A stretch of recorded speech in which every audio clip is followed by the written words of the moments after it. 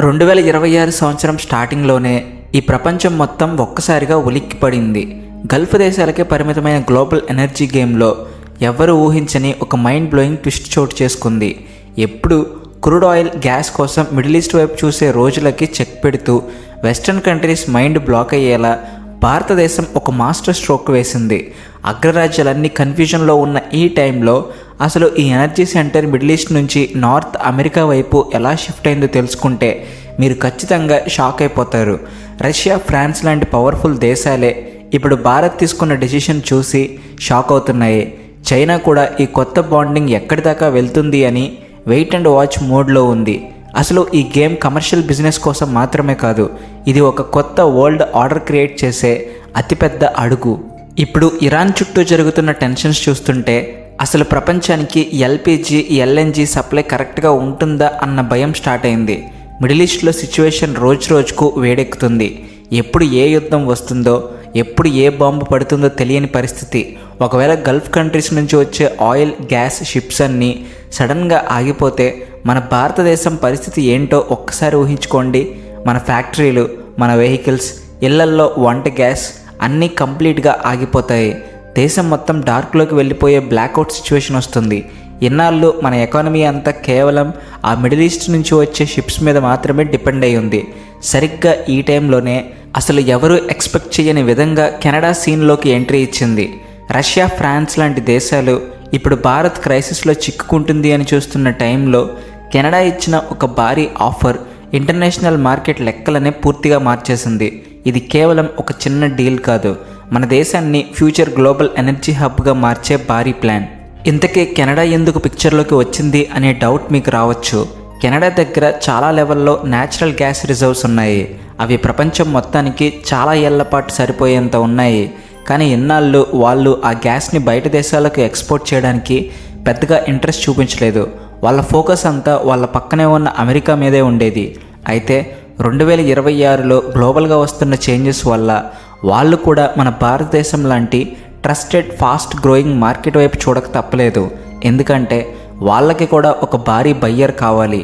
మనకు భారీ మొత్తంలో లిక్విఫైడ్ న్యాచురల్ గ్యాస్ని సప్లై చేయడానికి కెనడా అఫీషియల్గా ఒప్పుకుంది. అది కూడా చాలా చీప్ రేట్కి. ఈ ఆఫర్ ఎంత అట్రాక్టివ్గా ఉందంటే మన పాత ఫ్రెండ్ రష్యా తమ పైప్ లైన్స్ ద్వారా ఇస్తున్న డిస్కౌంట్ ఆయిల్ కూడా దీని ముందు చాలా చిన్నగా కనిపిస్తుంది. ఇక్కడే అసలు గ్లోబల్ పాలిటిక్స్ మొదలయ్యాయి. ఆ డీటెయిల్స్ పూర్తిగా తెలుసుకోబోయే ముందు చిన్న రిక్వెస్ట్, మీరు మా ఛానల్ సబ్స్క్రైబ్ చేసుకోకపోతే వెంటనే సబ్స్క్రైబ్ చేసుకుని కామెంట్ సెక్షన్లో మీరు ఏ కంపెనీ గ్యాస్ సిలిండర్ వాడుతున్నారో రాయండి. ఇది మాకు ఒక సర్వే లాగా ఉపయోగపడుతుంది. ఇన్నాళ్ళు మనకు బిగ్గెస్ట్ ఎనర్జీ పార్ట్నర్గా ఉన్న రష్యాకి ఇప్పుడు గట్టి టెన్షన్ పట్టుకుంది. మొన్నటిదాకా తక్కువ రేటుకి ఆయిల్ ఇస్తున్నాం కదా, భారత్ మన చేతుల్లోనే ఉంటుంది అని వాళ్ళు అనుకున్నారు. కానీ ఈ డీల్ వల్ల భారత్ ఇక వాళ్ళ మీద డిపెండ్ అవ్వడం తగ్గిస్తుందని మాస్కోలో సీరియస్ డిస్కషన్స్ జరుగుతున్నాయి. రష్యాకి మెయిన్ ఇన్కమ్ వచ్చేది ఆయిల్, గ్యాస్ అమ్మడం వల్లే. అలాంటిది వాళ్ళ బెస్ట్ కస్టమర్ అయిన మనం ఇంకో ఆప్షన్ వెతుక్కోవడం వాళ్ళకి అస్సలు మింగుడు పడట్లేదు. ఇంకోవైపు చూస్తే మనకు క్లోజ్ పార్ట్నర్ అని చెప్పుకుంటూ న్యూక్లియర్ పవర్ సెక్టార్లో మనకు హెల్ప్ చేస్తున్న ఫ్రాన్స్కి కూడా ఈ కెనడా ఎంట్రీ అస్సలు డైజెస్ట్ కావట్లేదు. భారత్కి ఎనర్జీ కోసం వేరే ఆప్షన్ లేదు. సో మన న్యూక్లియర్ రియాక్టర్లు వాళ్లకు అంటగొట్టొచ్చు అని ఫ్రాన్స్ అనుకుంది. కానీ మన స్ట్రాటజీ చాలా క్లియర్గా ఉంది. న్యూక్లియర్ పవర్ కావాలి, కానీ అది రెడీ అవ్వడానికి దశాబ్దాలు పడుతుంది. మనకు ఇన్వెస్ట్మెంట్గా ఒక పవర్ఫుల్ ఎనర్జీ సోర్స్ కావాలి. అందుకే మనం ఒకే రిసోర్స్ మీద లేదా ఒకే కంట్రీ మీద డిపెండ్ అవ్వడం చాలా రిస్క్ అని డిసైడ్ అయ్యాం. మనకు ఎక్కడ బెనిఫిట్ ఉంటే, ఎక్కడ కంటిన్యూస్ సప్లై ఉంటే అక్కడికే వెళ్తామని గట్టిగా ప్రూవ్ చేశాం. అసలు ఈ డీల్లో ఉన్న బెస్ట్ అడ్వాంటేజ్ ఏంటో తెలుసా? కెనడా తమ వెస్ట్ కోస్ట్లో ఆసియా మార్కెట్ కోసమే స్పెషల్గా పెద్ద పెద్ద ఎల్ఎన్జీ టెర్మినల్స్ కడుతుంది. అంటే ఇక మనం ఎప్పుడు టెన్షన్ పెట్టే సూయజ్ కెనాల్ లేదా హార్మోజ్ జలసంధి లాంటి డేంజరస్ రూట్స్ మీద డిపెండ్ అవ్వాల్సిన పనే లేదు. మిడిల్ ఈస్ట్లో బాంబులు పడినా, ఇంకేదైనా జరిగినా మనకు ఎలాంటి సంబంధం లేదు. పసిఫిక్ ఓషన్ మీదుగా డైరెక్ట్గా గ్యాస్ మన వెస్ట్ కోస్ట్కి వచ్చేస్తుంది. ఈ రూట్ చాలా సేఫ్.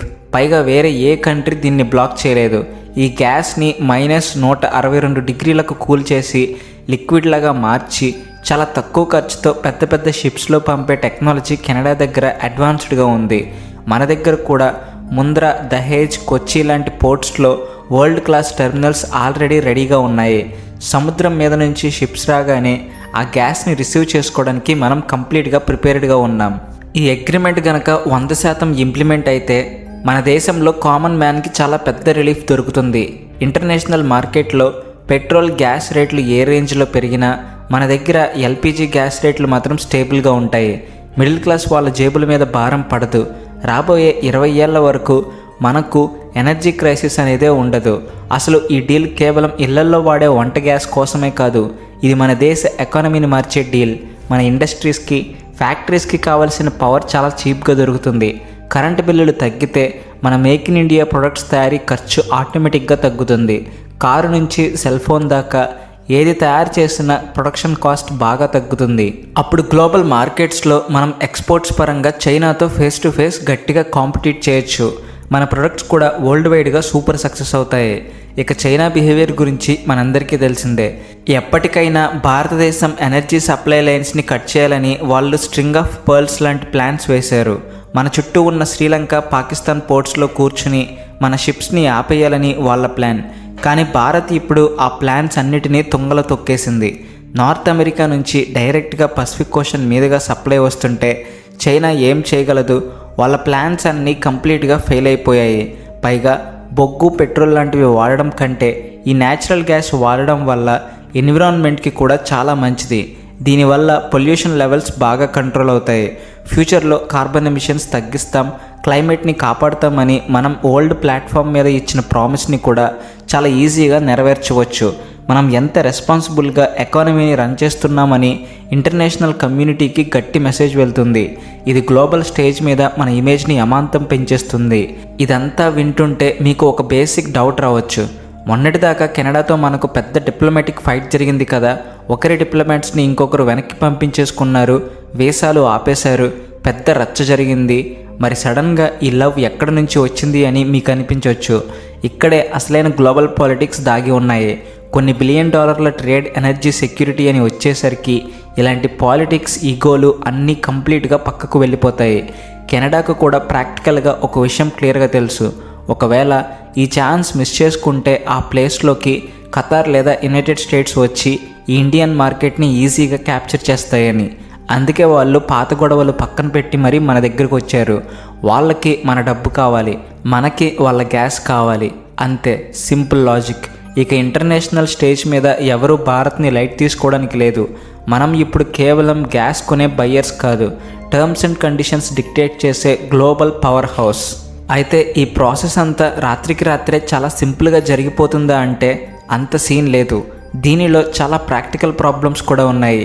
కెనడా నుంచి వచ్చే గ్యాస్ కేవలం కోస్టల్ ఏరియాస్కే కాకుండా లడఖ్ నుంచి కన్యాకుమారి వరకు ప్రతి ఊరికి, ప్రతి సిటీకి వెళ్ళాలంటే మన ఇంటర్నల్ పైప్లైన్ నెట్వర్క్ ఇంకా స్పీడ్గా డెవలప్ చేయాలి. కాశ్మీర్ మంచుకొండల నుంచి సౌత్లో ఉన్న ఊర్ల వరకు పైపులు వేయడం అంటే మామూలు విషయం కాదు. గవర్నమెంట్ దీనికోసం వేల కోట్లు ఇన్వెస్ట్ చేస్తుంది. ఈ భారీ ఇన్ఫ్రాస్ట్రక్చర్ ప్రాజెక్టు వల్ల ఫ్యూచర్లో మనకు ఎన్నో కొత్త ఎంప్లాయ్మెంట్ ఛాన్సెస్ వస్తాయి. ఇంజనీర్ల దగ్గర నుంచి కాంట్రాక్ట్ వర్కర్ల దాకా వేలాది మందికి జాబ్స్ వస్తాయి. స్టీల్ ఇండస్ట్రీస్, సిమెంట్ ఇండస్ట్రీస్కి డిమాండ్ పెరుగుతుంది. ఇదొక చైన్ రియాక్షన్ లాగా మన ఎకానమీని ఊహించని నెక్స్ట్ లెవెల్కి తీసుకెళ్తుంది. ఈ మొత్తం స్టోరీలో మనం మాట్లాడుకోవాల్సిన ఇంకొక మెయిన్ క్యారెక్టర్ ఉంది, అదే యునైటెడ్ స్టేట్స్. వాళ్ళ పక్కనే ఉన్న కెనడా ఇప్పుడు భారతదేశంతో ఇంత స్ట్రాంగ్ అగ్రిమెంట్ చేసుకోవడం అమెరికా చాలా క్లోజ్గా అబ్జర్వ్ చేస్తుంది. ఇది అమెరికాకి ఒక రకంగా మిక్స్డ్ ఫీలింగ్ లాంటిది. ఒకవైపు చైనాని కౌంటర్ చేయడానికి తమ స్ట్రాటజిక్ పార్ట్నర్ అయిన భారత్ పవర్ఫుల్గా ఎదుగుతుంది అని వాళ్లకు హ్యాపీనే. కానీ ఇంకొక వైపు చూస్తే వాళ్ళ సొంత గ్యాస్ కంపెనీలకు ఇది చాలా పెద్ద కాంపిటీషన్. మనకు గ్యాస్ అమ్మి భారీగా క్యాష్ చేసుకుందామనుకున్న అమెరికా కంపెనీలకి ఇది బ్యాడ్ న్యూస్. కానీ భారత్ ఇక్కడ కూడా సూపర్ బ్యాలెన్స్ మెయింటైన్ చేస్తుంది. మనం వాళ్ళ ఈగో హర్ట్ అవ్వకుండా అమెరికా నుంచి కూడా కొంత గ్యాస్ కొంటున్నాం. అదే టైంలో కెనడాతో మేజర్ డీల్ సెట్ చేసుకున్నాం. అలాగే రష్యాని కూడా డ్రాప్ చేయకుండా మనకు కావాల్సిన ఆయిల్ని తీసుకుంటూ కంటిన్యూ చేస్తున్నాం. దీన్నే పర్ఫెక్ట్ డిప్లొమసీ అంటారు. మన దేశం ఏ ఒక్క బ్లాక్కి చెందినది కాదు, మనమే ఒక సపరేట్ పవర్ బ్లాక్ అని ప్రూవ్ చేస్తున్నాం. ఈ 2026 సంవత్సరం గ్లోబల్ హిస్టరీలో ఒక పెద్ద మైల్ స్టోన్ లాగా మిగిలిపోతుంది. ఒక పక్క వార్ టెన్షన్స్, ఇంకో పక్క economic crisis, food shortage, energy shortage ఉన్నా కూడా భారతదేశం మాత్రం ఎవరికి తలంచకుండా ఒక రాక్ లాగా నిలబడి తన టార్గెట్ వైపు దూసుకుపోతుంది. ఇది రాబోయే 2047 నాటికి ఒక డెవలప్డ్ కంట్రీ అవ్వాలని మన విజన్ని రియాలిటీ చేసే అతిపెద్ద అడుగు. ఈ డెసిషన్స్ వెనుక చాలా ఏళ్ల కష్టం, ఒక పెద్ద విజన్ ఉన్నాయి. ఎందుకంటే కంటిన్యూస్ పవర్ సప్లై లేకుండా ఇండస్ట్రియల్ డెవలప్మెంట్ అసాధ్యం, సెక్యూరిటీ లేకుండా ఎనర్జీ రాదు. ఈ రెండింటిని మనం బ్యాలెన్స్ చేశాం. ఇప్పుడు ప్రపంచం మొత్తం క్రైసిస్తో చీకటి వైపు వెళ్తుంటే భారత్ మాత్రం తనకంటూ ఒక కొత్త సోర్స్ని వెతుక్కుంది.